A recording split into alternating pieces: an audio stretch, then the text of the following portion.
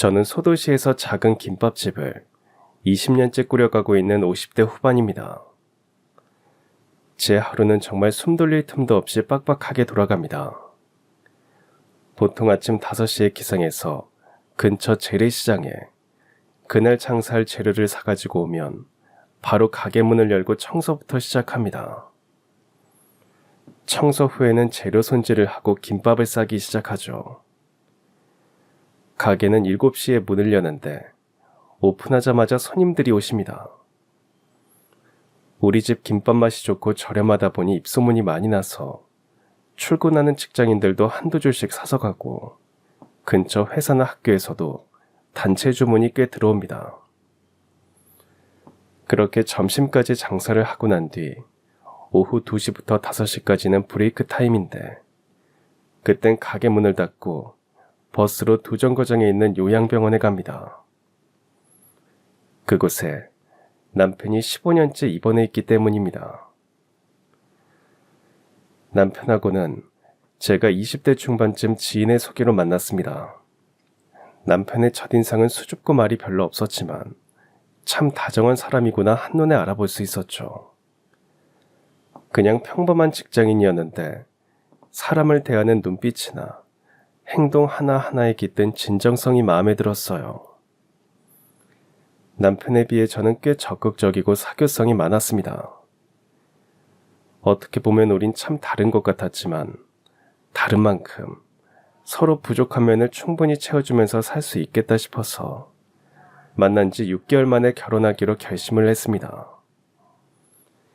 다만 시댁에서는 양친 부모님이 일찍 돌아가시고 저 혼자 남동생을 키우느라 힘겹게 살아온 제 삶의 과정들을 썩 반가워하지 않으셨어요.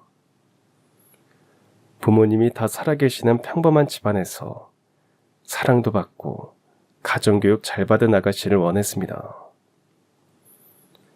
하지만 남편이 완강히 저와 결혼하겠다고 하는 바람에 약간의 우여곡절이 있었지만 시부모님께 허락을 받았습니다. 그 즈음에 남동생도 대학을 졸업하고 취직을 해서 더 이상 제가 일일이 챙길 필요도 없어졌어요. 결혼을 하고 1년 정도는 보통 일상 속에 행복을 누렸고 신혼재미에 푹 빠져 살았습니다. 그런데 어쩐 일인지 아이가 쉽게 들어서지 않았어요. 1년이 넘어서자 시어머니 눈치도 보이고 왠지 걱정이 되기 시작했습니다. 더군다나 남편이 장남이다 보니 시어머니는 매주 전화를 해서 아이는 언제 가질 거냐고 닥달 아닌 닥달을 하셨어요. 저 역시 뭔가 문제라도 있는 건 아닌가 하는 조바심을 안고 산부인과에 가서 진단을 받았는데 덜컥 자궁암 진단을 받았습니다. 아직 30도 안 되었고 아직 아이도 낳지 않았는데 의사는 자궁 척추를 해야 한다는 청천벽력 같은 말을 했어요. 그 소리를 듣는데 눈앞이 정말 캄캄해졌습니다. 평소에 특별한 전조 증상이 없어서 전혀 몰랐어요. 지금처럼 2년에 한 번씩 국가검진을 받던 때도 아니었고 당시로는 수술만이 최선의 방법이라고 하니까 할 말이 없었습니다. 만약 더 늦게 병원에 갔다면 전이가 됐을 거라고 하더군요. 전 믿기지 않아서 좀 더 큰 병원에 가서 다시 검사를 받았습니다. 오진일 수도 있다고 생각했거든요.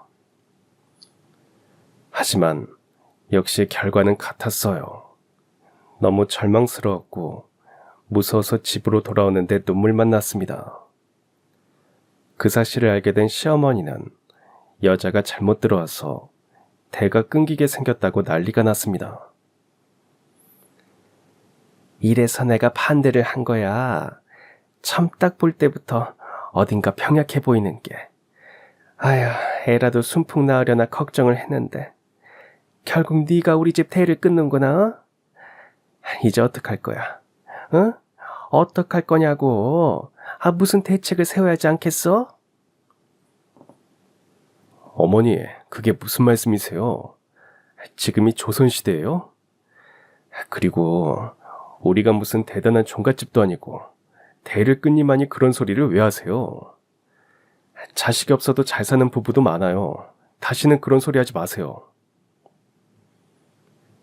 남편은 무자식이 상팔자라며 그냥 둘이서 행복하게 잘 살면 된다고 했습니다. 하지만 제 입장에서는 그렇게 편하게 생각할 수가 없었어요.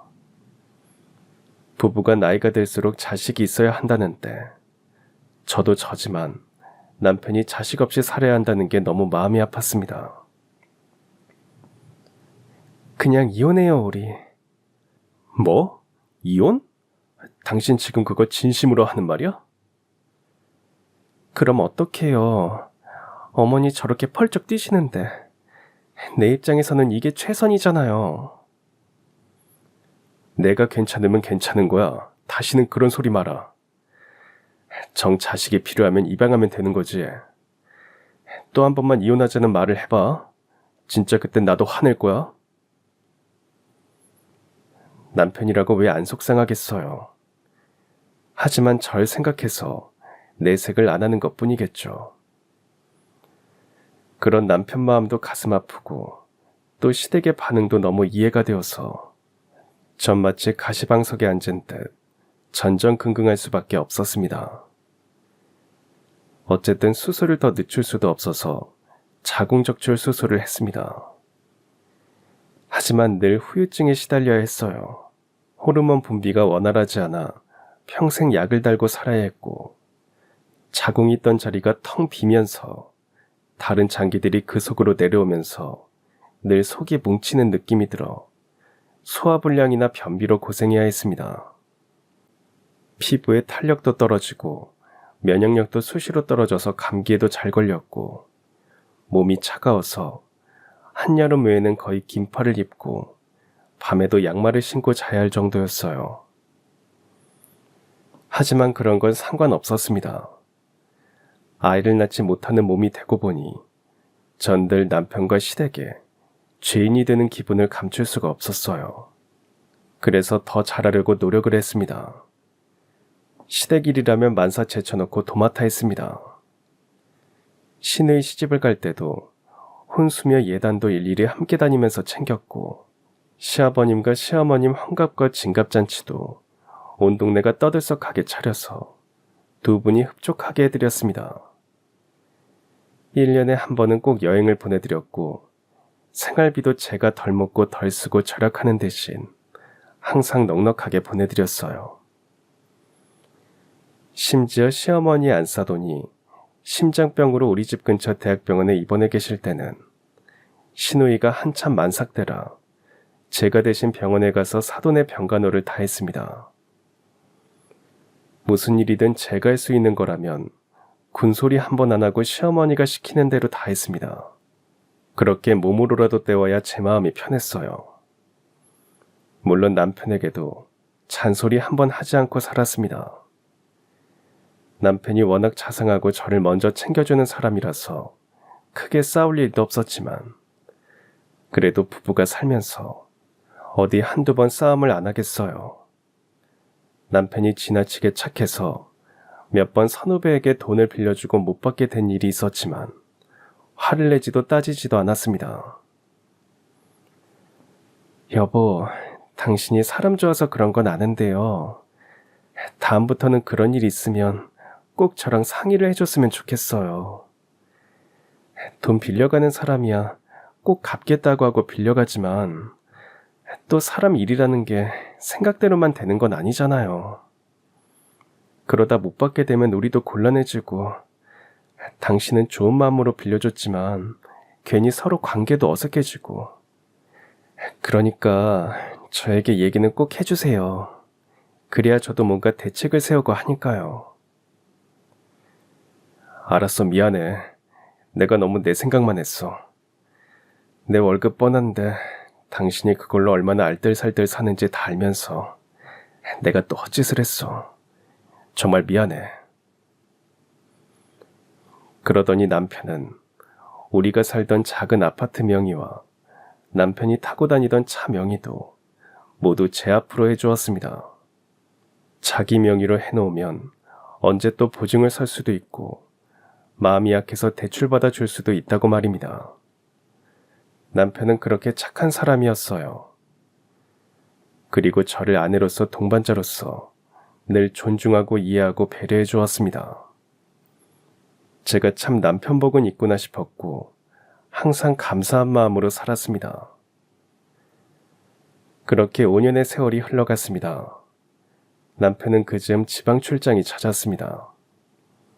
남편은 건축 설계 일을 했는데 지방의 건설 현장을 자주 다녔어요. 중소기업 건설회사다 보니 남편은 거의 1인 다역을 해야 해서 늘 바빴습니다. 그럴수록 저는 혼자 지내는 일도 많았고 남편만 기다리고 있는 게 멍청해 보여서 뭔가 소일거리라도 해야 하지 않을까 고민하던 어느 날이었습니다. 지방 출장을 갔다 돌아오던 남편이 교통사고를 당했다는 경찰의 전화를 받았어요.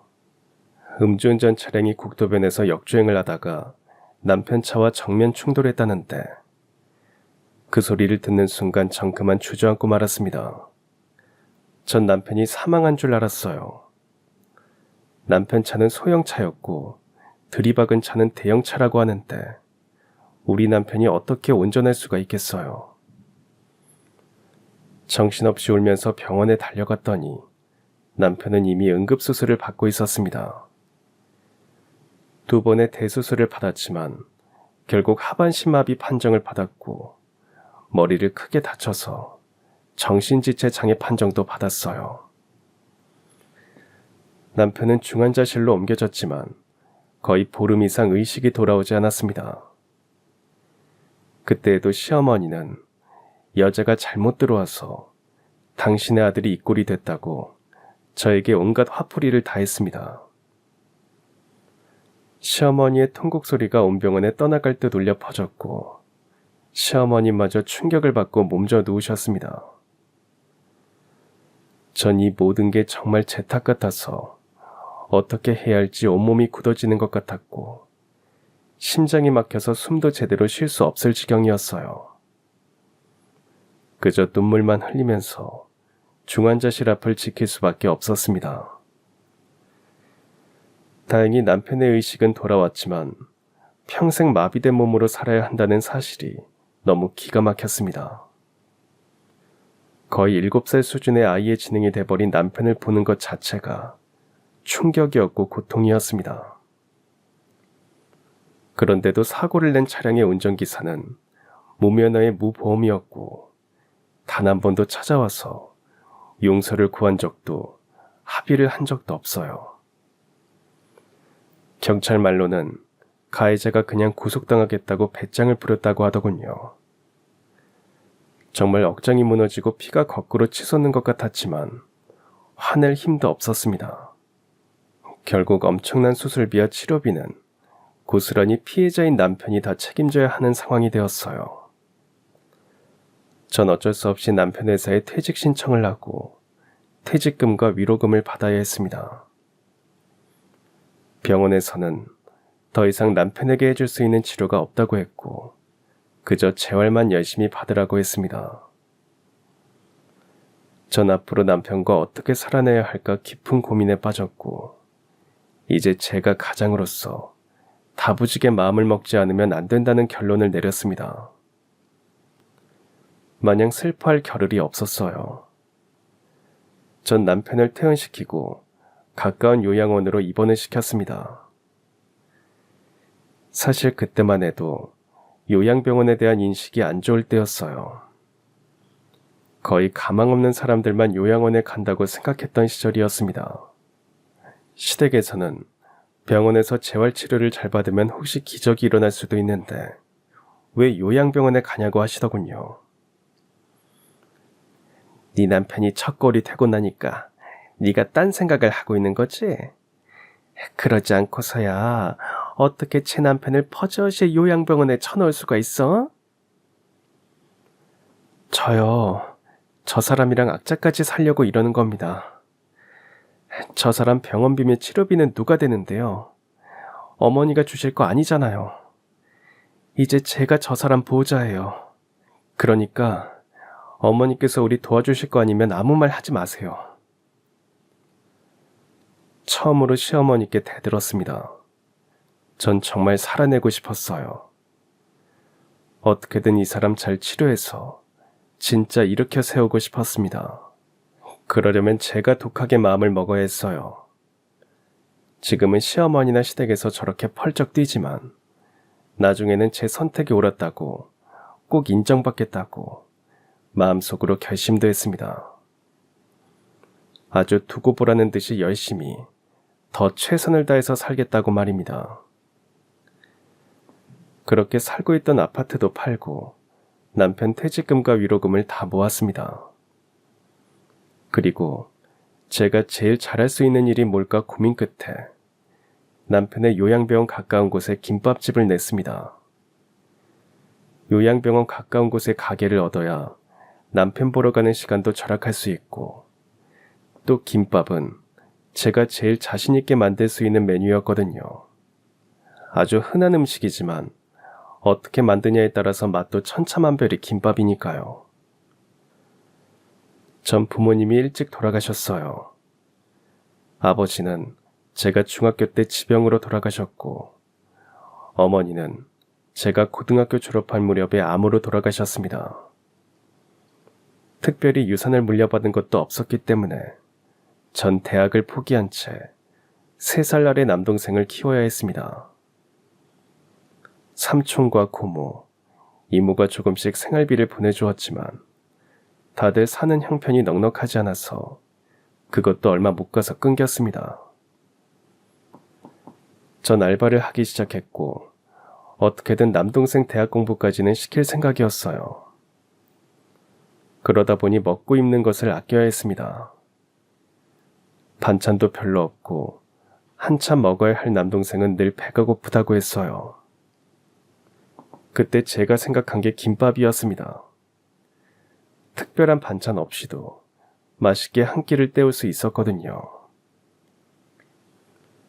엄마가 항상 말아주시던 김밥을 떠올리면서 동생을 위해서 김밥을 쌌습니다. 신김치를 적당히 볶아서 말면 김치김밥이 되었고, 계란을 넣어 말면 계란김밥, 때론 각종 채소를 얻어다가 넣어서 말면 야채김밥이 되곤 했죠. 돈이 없어서 동생이 원하는 어묵이나 소시지는 아주 가끔만 넣어주었지만 그래도 누나 김밥이 세상에서 제일 맛있다고 해주었습니다. 그때를 생각하면서 전 김밥 가게를 열었어요. 모든 돈은 다 남편의 병원비와 치료비를 쓸 계획이었기 때문에 저는 반지하 단칸방을 얻어서 이사를 갔습니다. 다행히 김밥집은 잘 되었습니다. 오픈하고 얼마 되지 않아 단골 손님들도 하나둘씩 늘어났고, 남편 사고 난 이후 처음으로 삶의 의욕도 생겼어요. 하지만 시댁에서는 연락 한 번이 없었습니다. 아무리 제가 시어머니께 대들었다고 해도 분명 아들 소식이 궁금하실 만도 한데 어쩜 그럴 수 있을까 원망도 했습니다.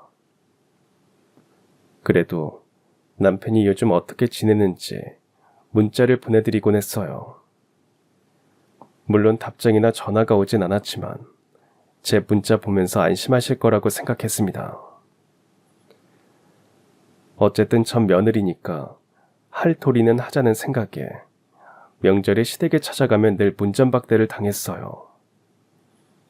그때마다 인연을 끊자는 말만 돌아왔지만 언젠가는 지금의 이 모든 상황을 다 이해해 주실 거라고 믿었습니다.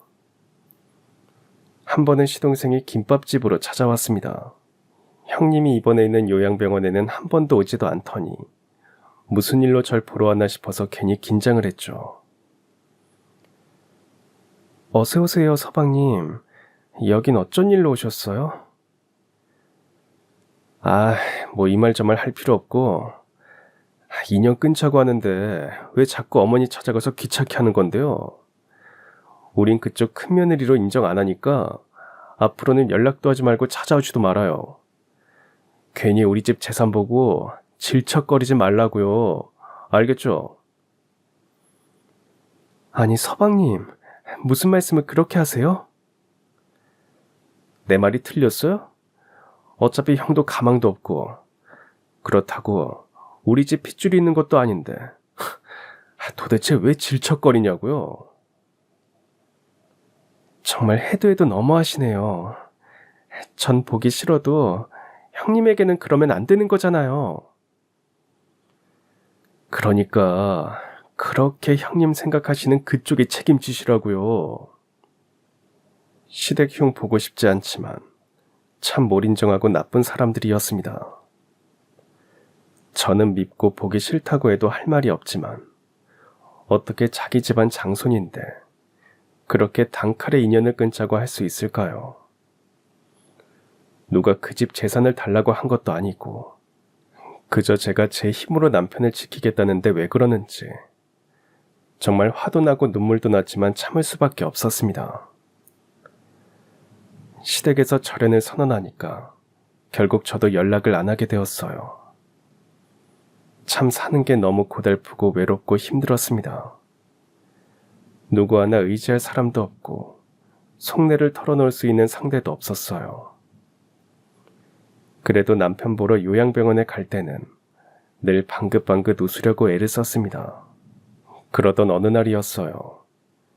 그날도 평소처럼 새벽 시장을 보고 무거운 짐을 들고 오는데 아침부터 몸이 너무 안 좋았습니다. 전날에도 감기 기운이 살짝 있어서 약을 먹었는데 정말 몸이 천근만근이었어요.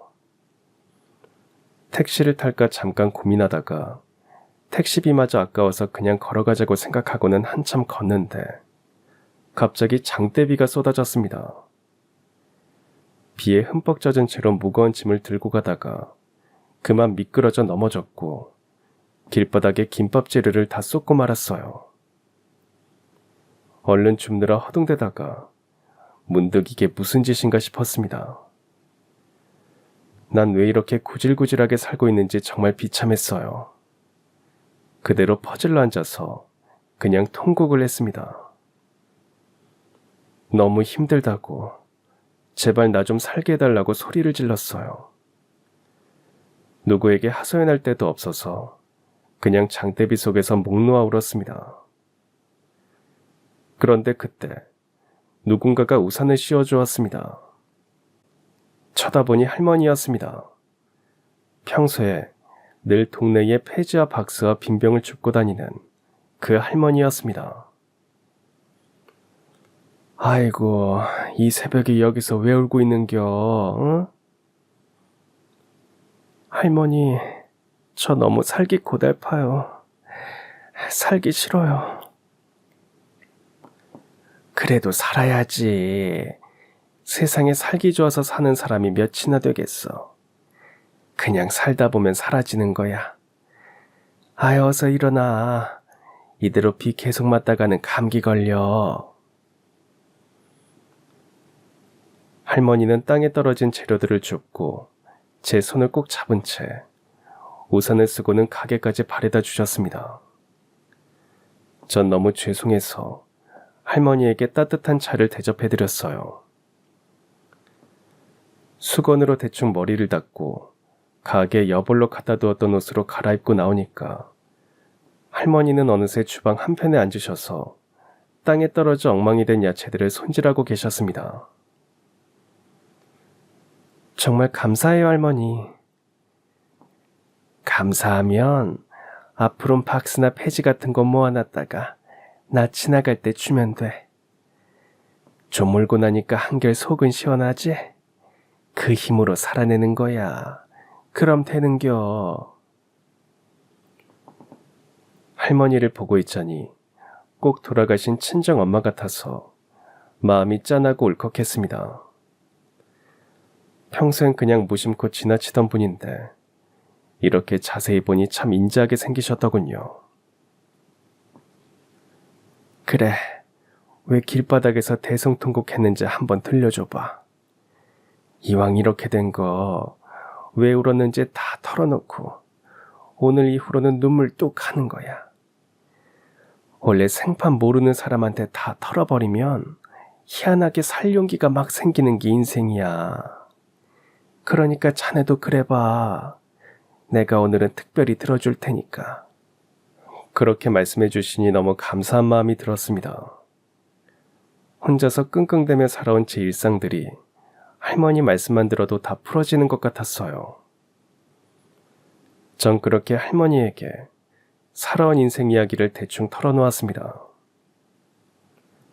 부모님이 돌아가시고 난 뒤부터 홀로 남동생을 키우기 위해서 온갖 알바를 전전했던 일부터 원래는 간호사가 되고도 싶었고 사회복지사가 되어서 불쌍한 사람 도와주고도 싶었는데 대학을 포기할 수밖에 없었던 아픔도 처음으로 할머니에게 말했어요. 그래도 운명처럼 남편을 만났고 다정다감한 남편 덕분에 어려웠던 시절도 다 보상받는 느낌이었지만 신혼의 단꿈도 잠시 자궁암으로 자궁적출 수술을 받아야 했던 고통과 대를 끊었다고 시댁으로부터 온갖 수모를 당했던 일들도 털어놓았습니다. 그 얘기를 할 땐 여전히 가슴 깊이 못이 박힌 듯 아렸습니다. 할머니는 제가 아이를 낳지 못하게 되었다는 것을 알고는 아이고 하시면서 제 등을 쓸어주시기도 했어요. 그리고 제 일생일대에 가장 끔찍했던 남편의 사고 얘기는 말하는 내내 그때의 충격이 고스란히 제 몸속을 관통하면서 온몸이 떨렸고 숨이 막혔습니다. 끝내 저도 울고 할머니도 우셨습니다. 그렇게 남편은 15년째 요양병원에 있고 남편 병원비도 내고 먹고 살아야 해서 김밥집을 열었다고 했죠. 제 인생이지만 막상 말하고 보니까 참 산전수전 다 겪었구나 싶었습니다. 할머니는 제 손을 오래오래 놓지 못하셨고 무슨 말을 어떻게 해야 위로가 될지 모르겠다고 하시면서 연신 눈물을 훔치셨습니다. 그런데 참 이상하게도 할머니에게 얘기를 다 하고 한바탕 울고 나니까 정말 묵은 체증이 확 내려가는 기분이 들었고 속도 후련했어요. 할머니, 정말 다 말하고 나니까 속이 후련해요. 제 얘기 들어주셔서 감사해요. 할머니 말씀처럼 다 털고 또다시 시작해볼 수 있을 것 같습니다. 정말 너무 감사드려요. 할머니는 제 눈물을 닦아주시고 한참 안아주셨습니다. 할머니도 고생을 많이 하신 듯 손이 몹시 거칠고 투박했는데 참 따뜻했어요. 바로 그날이 저와 할머니의 특별한 인연의 시작이었습니다. 전 꼭 할머니가 친할머니 같기도 하고 친정엄마 같기도 해서 마음이 더 쓰였어요. 그날부터 전 우리 가게에서 나오는 팻이나 박스, 빈병은 물론 근처 가게에서 나오는 것들도 모두 모아두었다가 할머니에게 건넸습니다. 할머니는 괜찮다고 한사코 거절하셨지만 전 김밥도 드시라고 항상 주머니 속에 2줄씩 싸서 넣어드렸습니다.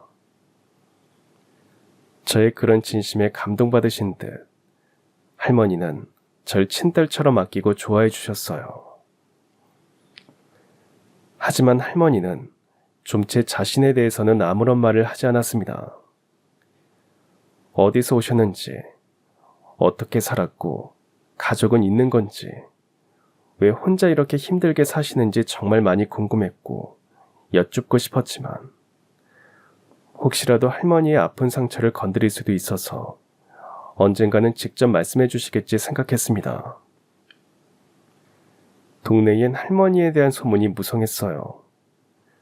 젊어서 무슨 이유인진 모르지만 시댁에서 쫓겨났다는 말도 있었고 남편과 이혼한 뒤 혼자 살았는데 아들이 결혼하고 미국으로 이민을 떠나면서 의지할 데 없이 혼자 산다는 말도 있었습니다. 소문이니까 정확한 건 아니겠지만 그저 제가 할머니를 보면서 느껴지는 건 그분도 삶이 참 녹록치 않으셨겠구나 하는 마음이었습니다. 하지만 결코 부끄러운 삶을 살지 않았을 거라고 여겨지는 그 당당함과 모든 것을 다 담을 것 같은 어른다움은 범상치 않았어요. 동네 사람들은 폐지나 쫓고 다닌다고 무시하기도 했고 할머니가 빈병을 발로 마트에 가면 사장님이 다소 불친절하게 굴기도 했지만 할머니는 그런 것에 크게 일희일비하지 않으셨습니다. 세상 사람들이 뭐라고 한들 나만 떳떳하면 된다는 그 모습이 참 인상적이었어요. 전 어느새 할머니 덕분에 제 삶도 돌아보게 되었고 삶에 대한 희망 같은 것도 생각하게 되었습니다.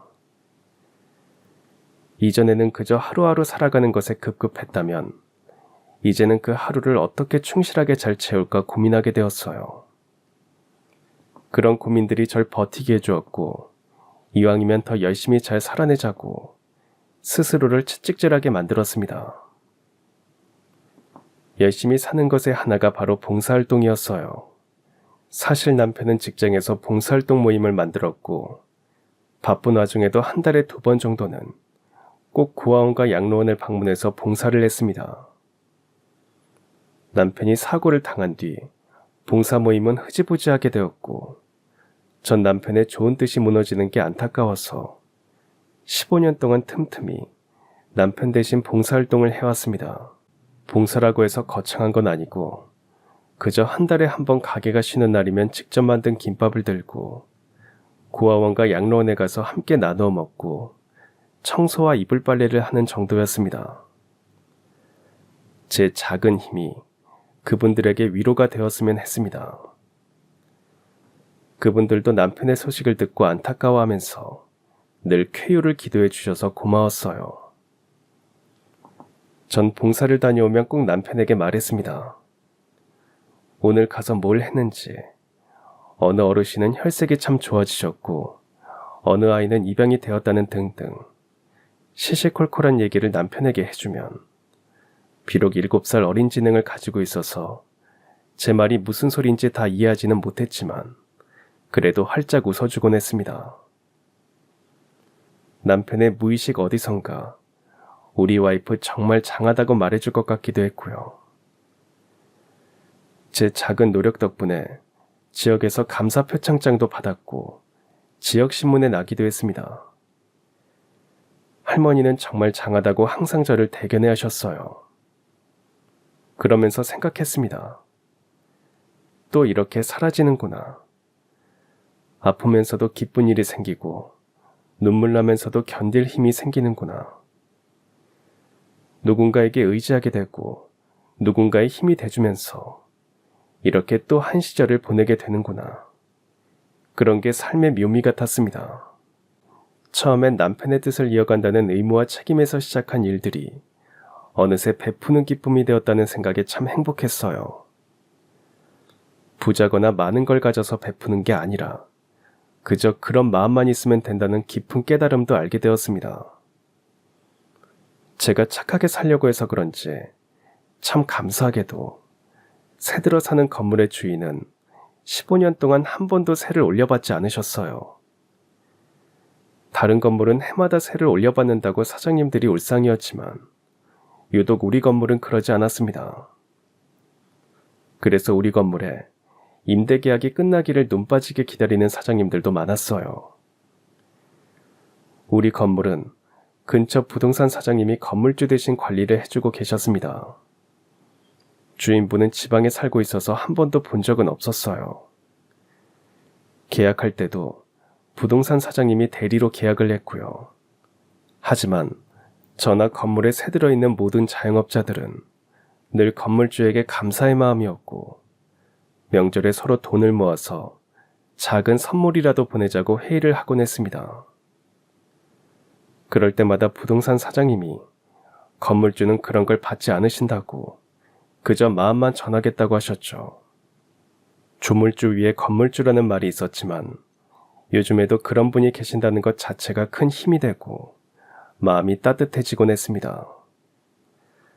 착하게 살면 그렇게 하늘이 도와주는구나 하는 생각도 하게 되었고요. 그렇게 보통의 일상들이 또 지나갔습니다. 어느 날 갑자기 할머니가 보이지 않았어요. 보통 오전에 한 번, 오후에 한 번, 리어카를 끌고 우리 김밥집 옆을 지나가시는데 이틀째 통 오시지 않았습니다. 너무 걱정이 들었지만 할머니의 연락처나 주소를 알지 못해서 그저 발만 동동 굴렸습니다.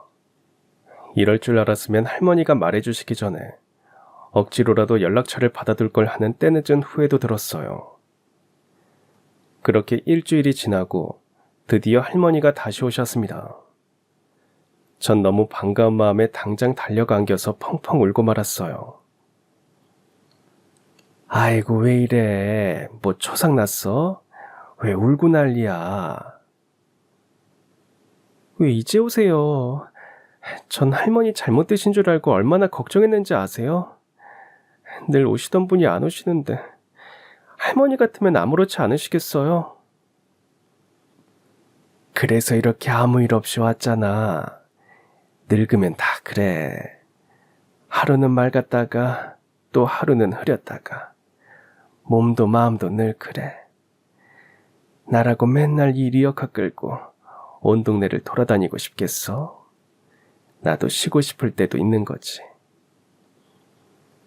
안 되겠어요. 할머니 연락처를 주시든지 안 그럼 사시는 데를 알려주세요. 제가 어린애처럼 떼를 쓰니까 할머니는 그저 허허 웃으셨습니다. 할머니는 괜찮다고 하셨지만 그새 헬쑥해진 모습이 아무래도 심상치 않았어요. 노인네들은 원래 다 병 하나씩 달고 사는 거야. 그러니까 연락처라도 주시라고요. 무슨 일 있으면 제가 달려가게요. 저 진짜 할머니 어떻게 잘못 드신 줄 알고 온갖 나쁜 상상만 하느라 장사도 다 못했고요. 밤에 잠도 제대로 못 잤어요. 그 말에 할머니는 눈가에 눈물이 맺히셨습니다. 누군가 자신을 그토록 생각하고 있다는 사실이 위로가 되고 감동을 받는다고 하셨어요. 문득 제 손을 따뜻하게 잡아주시더니 한참 동안 제 눈을 들여다보시며 말씀하셨습니다. 우리 혜리는 마음이 너무 곱고 착해서 꼭 복받을 거야. 나 사실은 미국에 가게 됐어. 거기 딸이 사는데 이제 늙고 몸도 예전 같지 않고 하니까 자꾸 들어오라고 하네. 나도 그러고 싶고 이번 주에 갈 거요. 전 할머니가 그렇게나 빨리 가신다는 말을 듣는 순간부터 이미 눈물이 터지고 말았습니다. 할머니 보고 싶으면 저 이제 어떻게 해요? 보고 싶어도 참아야지. 인생은 어차피 각자 살아가는 거야. 그럼 가서 꼭 연락하시는 거죠? 아니면 따님 댁 전화번호라도 가르쳐 주세요. 마음 같아서는 가지 말라고 매달리고 싶었지만 자식에게 가시겠다는 할머니를 붙잡을 수는 없었습니다. 할머니는 애써 눈물을 삼키시더니 명함 하나를 제게 건네셨어요. 그냥 전화번호만 적혀 있었습니다. 살다가 너무 힘들고 진짜 고통스럽고 살기 빡빡할 때 그때 거기로 연락해. 대신 그전에는 연락하지 말고 알겠지? 그리고 지금처럼 열심히 살아. 내가 다 지켜보고 있을 거니까. 불시에 찾아와서 아무렇게나 살고 있으면 홍구멍을 내줄 거야. 네, 걱정 마세요. 전 열심히 살 거니까 할머니도 건강하세요. 그리고 꼭 불시에 찾아오세요. 아시겠죠? 할머니는 명함 하나만 남겨두신 채 서둘러 가셨어요. 그 뒷모습이 왜 그렇게 쓸쓸하고 무거워 보였을까요? 할머니 모습이 사라질 때까지 전 내내 울었습니다. 그리고 또 혼자 남게 되었다는 생각에 힘이 다 빠져버렸어요. 며칠 동안은 가슴이 먹먹해서 힘이 들었지만 그래도 할머니에게 열심히 잘 살겠다고 약속을 했으니까 마음을 추스르고 일상으로 돌아가려 애를 썼습니다. 그렇게 전 또 변함없는 하루하루를 이어갔어요. 새벽같이 일어나 시장에 다녀오고 가게 문을 열고 장사하고 다시 남편 병원에 가서 씻기고 입히고 잠시 얼굴 보다가 돌아와서 또 장사하고 또 그 다음날 장사하고 병원 가고 마치 다람쥐 쳇바퀴 돌듯 살았습니다. 할머니는 미국에 잘 도착하신 건지 아무 소식이 없었어요. 정말 살다가 죽을 만큼 힘들 때, 너무 위급할 때만 전화를 하라고 해서 전 매일 명함만 만지작거리면서 수도 없이 전화번호만 외우고 또 외웠습니다. 그러던 어느 날 문득 남동생이 찾아왔습니다. 대학을 졸업하고 취직을 해서 잘 다니다가 갑자기 무슨 사업을 한다고 사표를 낸 뒤에는 하는 것마다 영 시원찮았어요. 그래도 제게 돈을 빌려달라거나 힘든 내색은 한 번도 안 했습니다. 누나의 삶이 더 힘드니까 아마 지켜보면서 마음이 아팠을 거예요. 그런데 이번에는 돈 얘기를 했습니다. 유망한 사업을 하기로 했는데 자금이 좀 부족하다고 도와달라고 하더군요. 저도 형편이 넉넉지 않다고 했더니 석 달만 쓰고 투자 들어오면 바로 이자까지 쳐서 돌려주겠다고 했습니다. 망설이긴 했지만 동생이 힘들게 꺼낸 말인데 싶어서 반지하 단칸방 보증금을 빼고 그동안 남편 치료비와 병원비 때문에 모아두었던 적금을 깨서 남동생에게 빌려주었어요. 동생은 고맙다면서 꼭 이자까지 쳐서 갚아주겠다고 했습니다.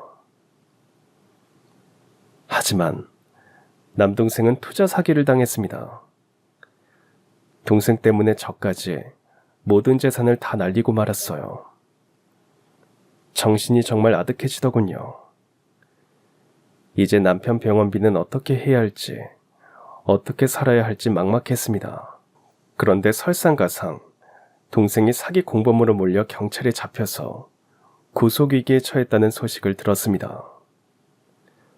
동생은 절대 공범이 아니라고 말해도 경찰이 들어주지 않는다고 저에게 하소연을 했어요.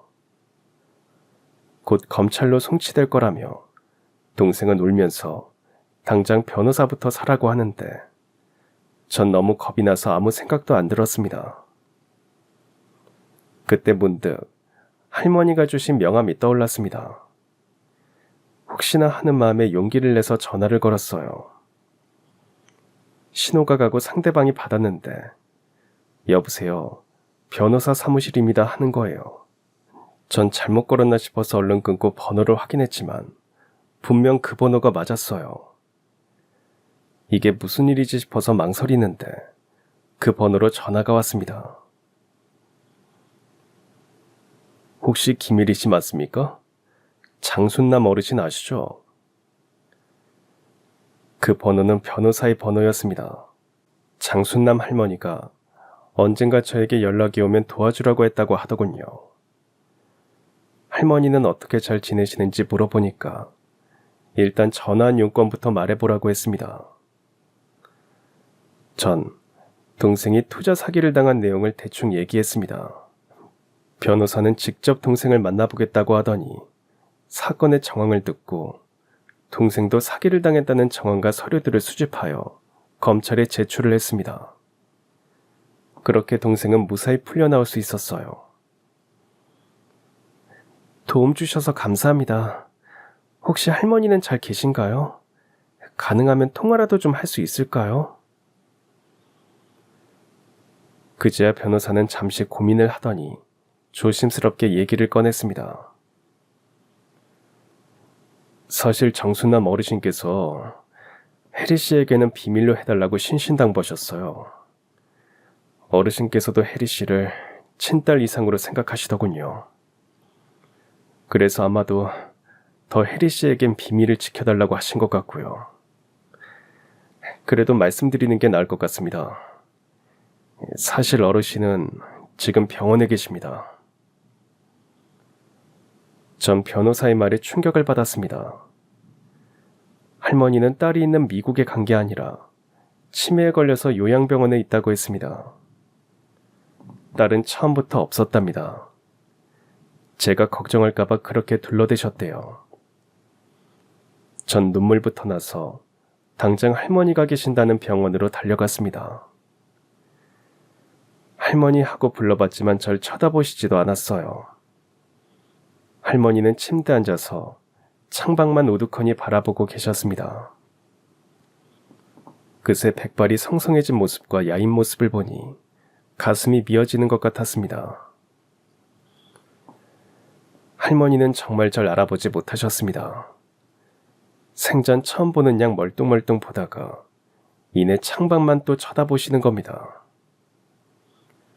변호사 말로는 할머니께서 치매에 걸리신 걸 아는 순간부터 주변 정리를 하셨대요. 더 심각해져서 아무도 알아보지 못하게 될까 걱정하셨고 제일 먼저 저를 두고 가야 한다는 생각에 잠을 이루지 못하셨답니다. 그리고 한 가지 더 말씀드릴 게 있습니다. 사실 김일희 씨가 새들어 사는 그 건물 주인도 정순남 어르신이세요. 김일희 씨 사정을 아시고는 15년간 세를 올리지 않으신 겁니다. 물론 김일희 씨만 봐주면 형평이 어긋난다고 덩달아 그 건물에 입주한 다른 가게의 세도 같이 안 올리셨고요. 15년간 세를 올리지 않은 착한 주인이 바로 할머니셨다니. 부동산 사장님도 할머니가 비밀로 해달라고 해서 여태 숨겨왔다고 했습니다. 그렇게 할머니는 당신이 하시는 모든 착한 일들을 다 숨기시고 그저 폐지 줍는 할머니로 살아오셨어요. 그냥 누리고 사셔도 되는데 왜 그렇게까지 하셨는지 조금 이해가 되지 않았습니다. 그냥 편안하게 사셔도 되는데 왜 이렇게 고생을 하셨을까요? 제 물음에 변호사는 또 한 번 망설이다 입을 뗐습니다.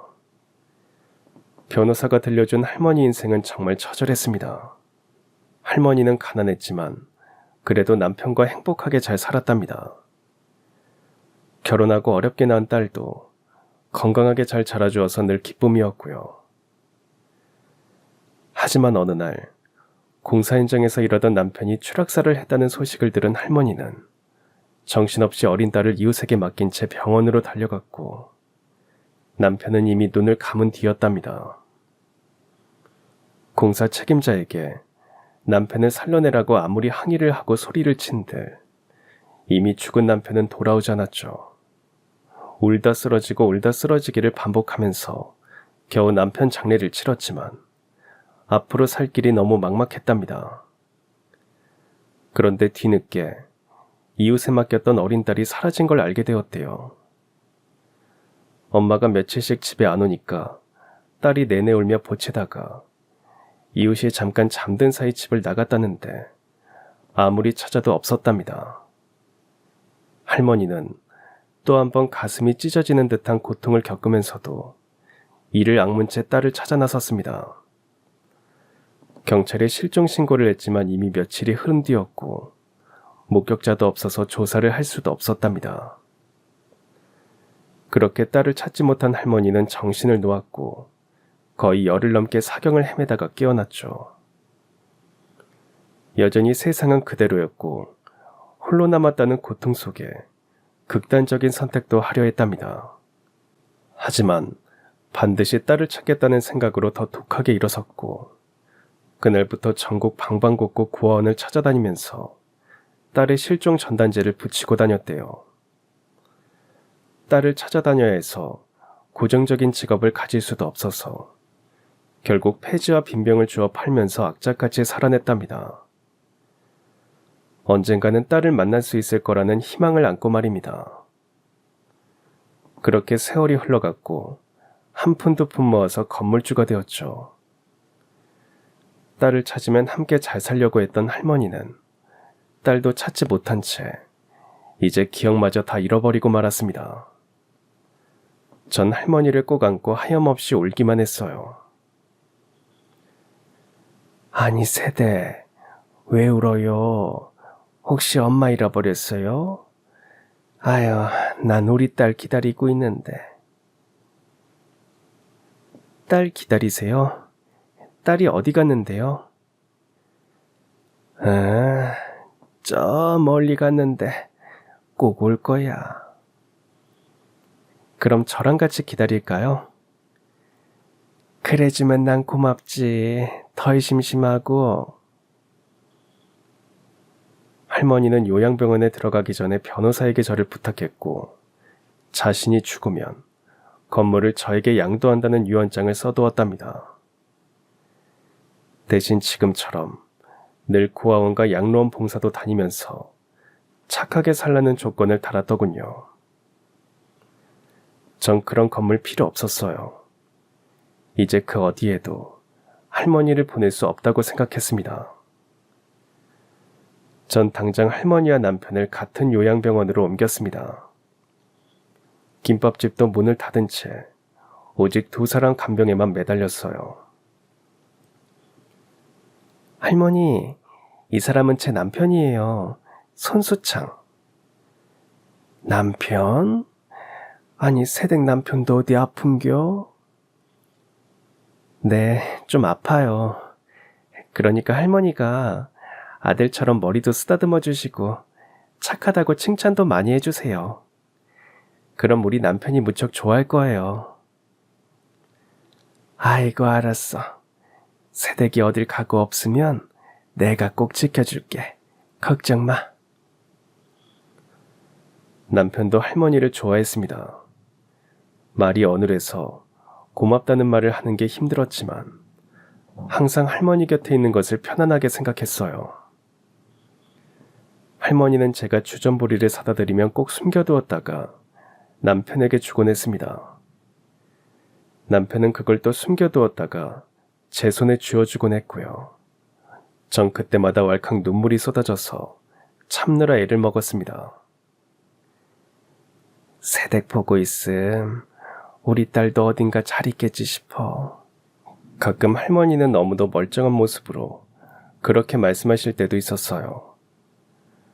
정신이 돌아오셨나 싶어서 보면 어느새 또 당신이 무슨 말을 했는지도 기억하지 못하셨습니다.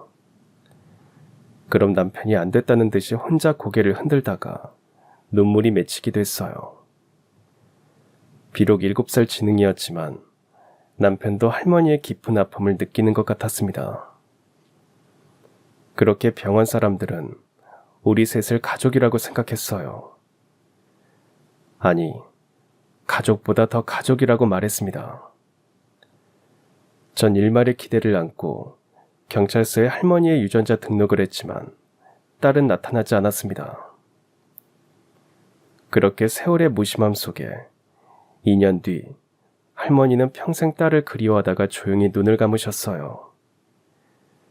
마치 주무시듯 가신 모습이 정갈하고 평온해 보여서 저도 담담히 할머니를 배웅해드렸습니다. 그리고 다시 2년 뒤 남편도 심근경색으로 먼 길을 떠났습니다. 어쩜 가는 길에 할머니가 마중나왔을지도 모르겠다고 혼잣말을 했어요. 할머니, 그곳에서도 우리 남편 잘 부탁합니다.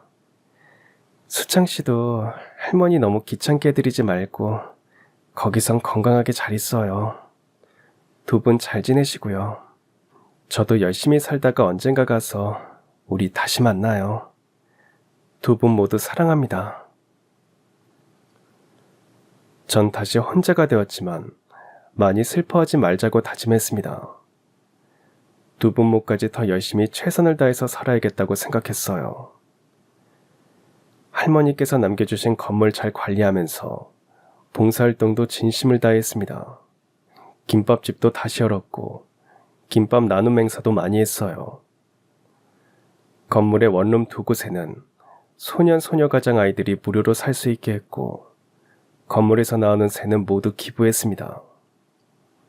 물론 할머니 유지를 받들어서 건물 새는 앞으로도 올리지 않을 작정입니다.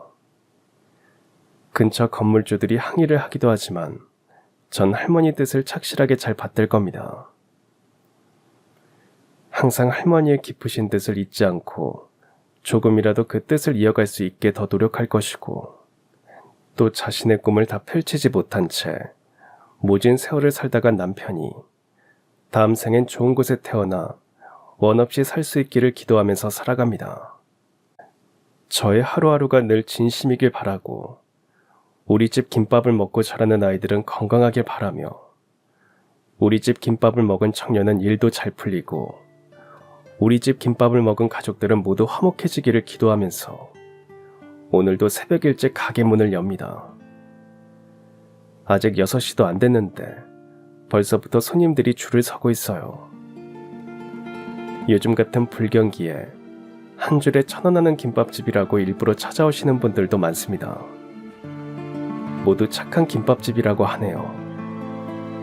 그렇게 제가 착하게 살아가는 이유는 다 할머니 덕분이라는 사실을 오늘도 가슴에 되새기면서 활기차게 시작합니다. 앞으로도 가능한 평생 한 줄에 1,000원 하는 김밥은 그대로 팔 생각입니다. 그럼 지금까지 사연 들어주셔서 감사합니다. 사연이 재밌으셨다면 구독과 좋아요 부탁드려요. 감사합니다. 안녕히 계세요.